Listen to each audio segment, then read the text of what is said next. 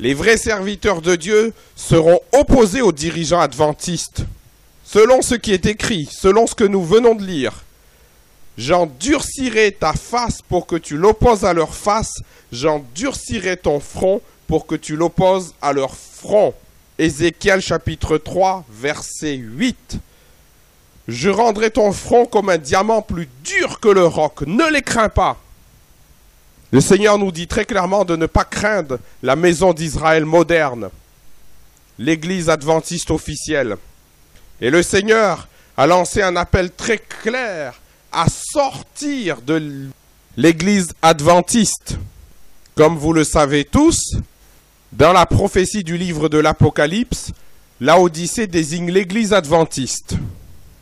Et le Seigneur dit très clairement dans Apocalypse chapitre 3 verset 17, « Parce que tu dis, je suis riche, je me suis enrichi, je n'ai besoin de rien, et parce que tu ne sais pas que tu es malheureux, misérable, pauvre, aveugle et nu. » Alors puisque Laodicée est aveugle selon ce verset que nous venons de lire, que dit le Seigneur dans Matthieu chapitre 15 au verset 14? Nous lisons, « Laissez-les, ce sont des aveugles qui conduisent des aveugles.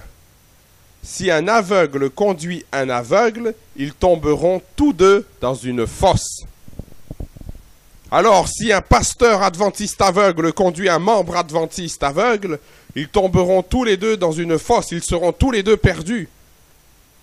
Mais ce texte va plus loin. Il nous dit très clairement, laissez-les. Donc nous, véritables serviteurs de Dieu, nous devons laisser l'église adventiste. Nous devons la quitter. Dans le livre Service chrétien, page 51, et dans le livre Témoignages pour l'Église, volume 2, page 192, le Seigneur adresse à ces deux endroits deux appels aussi à sortir de l'église adventiste officielle, qui n'est plus la voix de Dieu, qui ne fait plus la volonté de Dieu, qui n'enseigne plus le véritable message adventiste des 4 anges, mais qui apostasie et trahit la volonté de Dieu en s'alliant avec des dénominations protestantes qui n'observent pas la loi des 10 commandements. Le Seigneur le dit très clairement, laissez-les, laissons l'église adventiste. Le Seigneur le dit très clairement dans Événements des derniers jours au numéro 183. L'église a échoué, tristement échoué, et n'a pas répondu à l'attente de son Rédempteur. Et toujours dans le même livre, au numéro 144, nous lisons « L'église est dans l'état de Laodicée, la présence de Dieu n'est pas au milieu d'elle. » Alors ça ne sert à rien de continuer à fréquenter une église où Dieu n'est pas présent. Sachez-le bien, adventistes, Dieu n'est pas présent dans votre dénomination. Dieu n'est pas présent dans vos cultes le samedi matin. Dieu n'est pas présent dans vos instituts de théologie. Dieu n'est pas présent dans vos alliances avec les autres dénominations protestantes. Dans Message choisi, volume 1, page 418, nous lisons « À une église sans vie et sans Christ, le témoin véritable dit « Je connais tes œuvres, je sais que tu n'es ni froid ni bouillant. » Alors ça ne sert à rien d'être membre d'une église sans vie et sans Christ. À méditer. Parabole de Jésus, page 255. Le peuple d'Israël se plaisait à dire qu'il était le favori du ciel et qu'il serait toujours considéré comme l'assemblée de Dieu. Mais dans Jésus-Christ, à la page 27, nous lisons « Le peuple dont Dieu voulait faire la colonne et l'appui de la vérité avait fini par représenter Satan. » Donc les Juifs se croyaient être le favori du ciel. Ils pensaient qu'ils seraient toujours l'assemblée de Dieu. Mais en réalité, ils avaient fini par représenter Satan.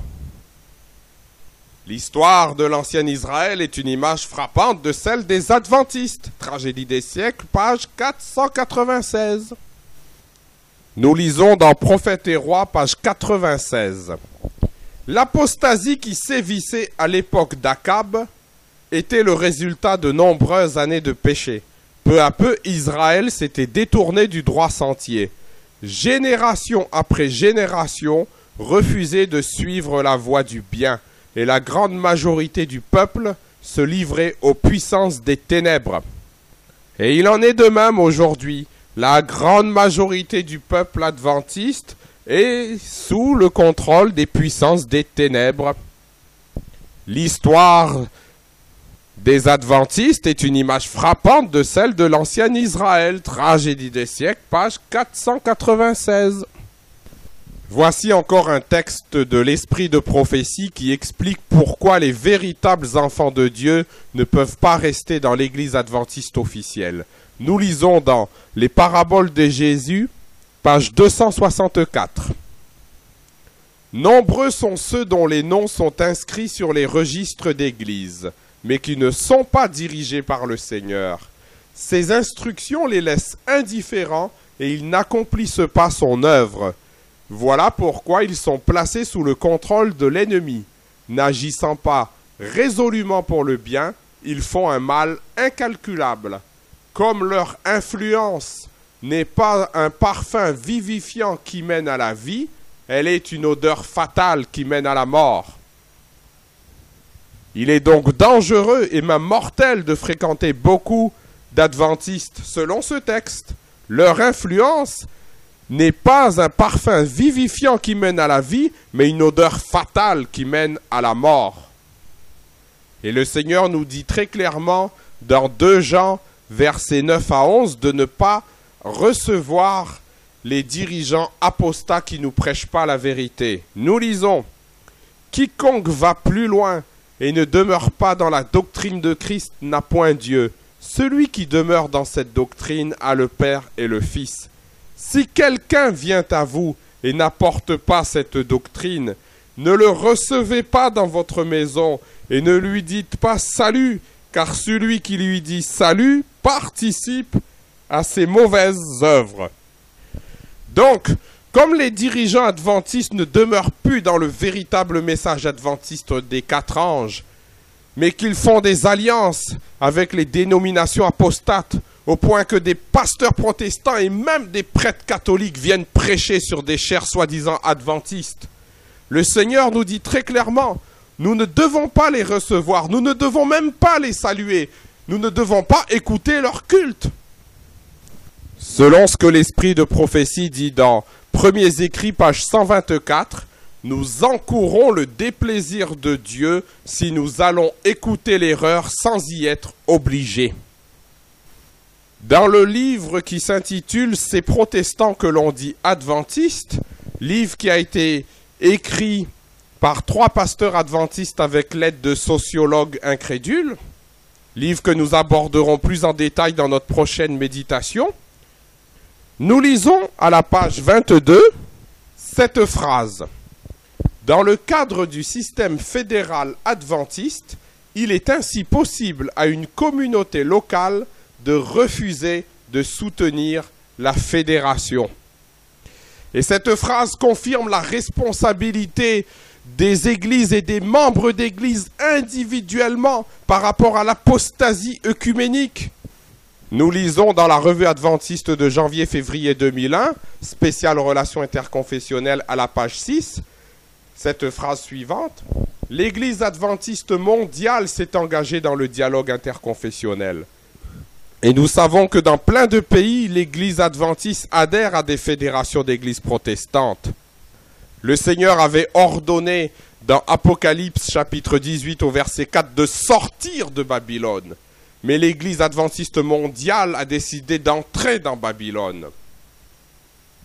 Et les véritables serviteurs de Dieu doivent refuser de soutenir leur fédération, doivent refuser de soutenir l'église adventiste désormais, qui n'est plus dans la voie du Seigneur.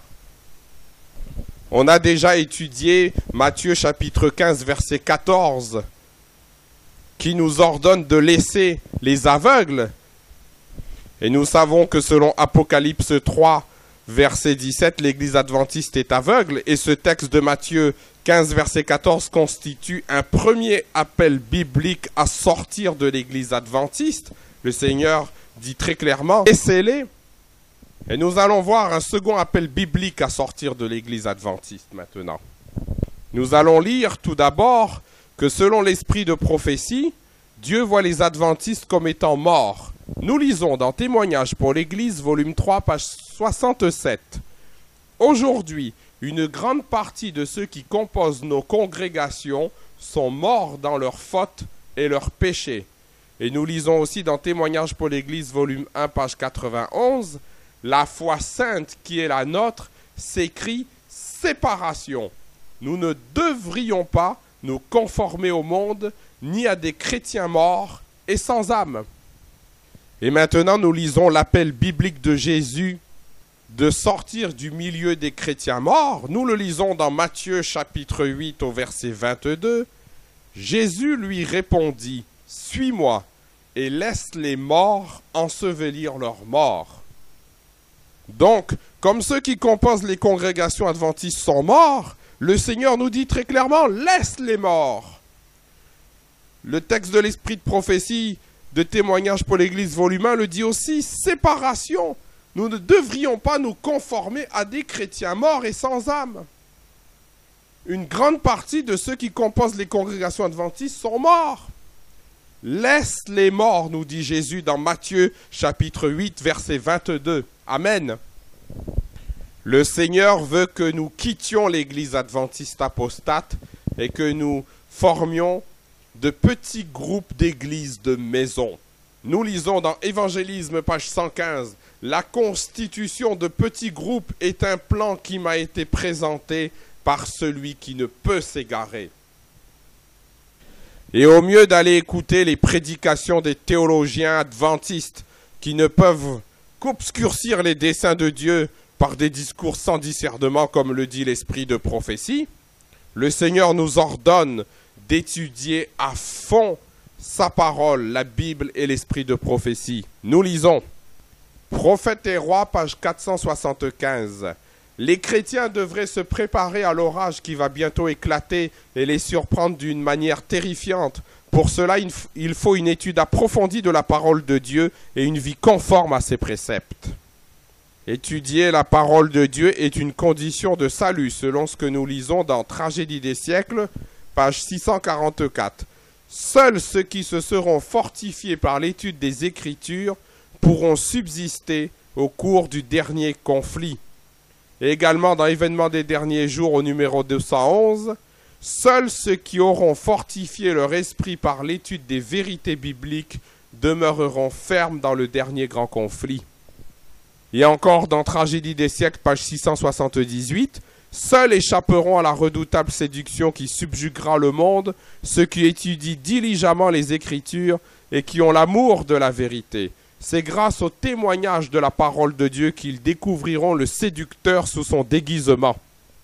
Le Seigneur dit très clairement dans Événements des derniers jours au numéro 213, « Notre peuple a besoin de comprendre les oracles de Dieu. Il a besoin d'acquérir une connaissance systématique des principes de la vérité révélée qui le prépareront aux événements prêts à surgir sur la terre et l'empêcheront d'être emporté à tout vent de doctrine. » Le Seigneur nous dit très clairement dans Témoignages pour l'Église, volume 3, page 333, qu'il faut étudier les prophéties bibliques. Nous lisons « Il faut que les messages solennels donnés dans l'Apocalypse, selon leur ordre de succession, occupent la première place dans l'esprit des enfants de Dieu. Rien d'autre ne doit captiver leur attention. Amen. » Le Seigneur nous dit également dans Tragédie des siècles à la page 531, le peuple de Dieu devrait comprendre parfaitement le sujet du sanctuaire et du jugement. Chacun devrait être au courant de la position et de l'œuvre de notre souverain sacrificateur. Sans cette connaissance, il n'est pas possible d'exercer la foi nécessaire en ce temps-ci, ni d'occuper le poste que Dieu nous assigne. Chacun a une âme à sauver ou à perdre. On le voit, c'est plus important d'étudier la véritable parole de Dieu, la Bible et l'esprit de prophétie, que la théologie adventiste. Le Seigneur le dit bien. Sans se lasser, Satan s'efforce de diriger nos regards vers les hommes plutôt que vers Dieu. Alors que les hommes devraient sonder les Écritures pour y connaître leurs devoirs, il les pousse à choisir pour guide des évêques, des pasteurs, des professeurs de théologie. Puis, s'emparant de l'esprit de ses conducteurs, il mène les foules à sa guise. Tragédie des siècles, page 645. Ce texte d'Ellen White le dit clairement. Les professeurs de théologie sont des instruments de Satan pour perdre les âmes.